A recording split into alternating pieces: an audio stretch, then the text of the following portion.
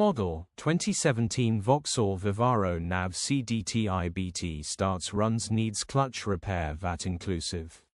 Body, black, panel van. Mileage, 132,811.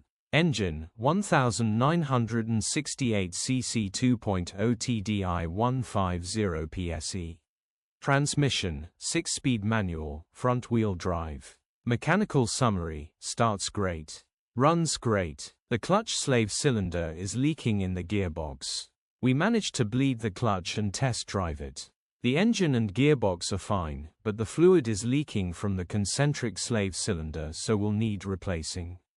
Condition summary, bodywork is indecent, average condition reflects the age and mileage of the vehicle.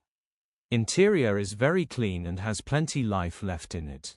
Rear load area is very clean and tidy with loads of life left in it. Genuine honest work van. Features, 2 former keepers, air con, parking sensors, electric windows, cruise control. EU status, Euro 6. HPI, clear. Cap retail, £5,575 plus VAT. Click the link in the description for pictures and more info. Alternative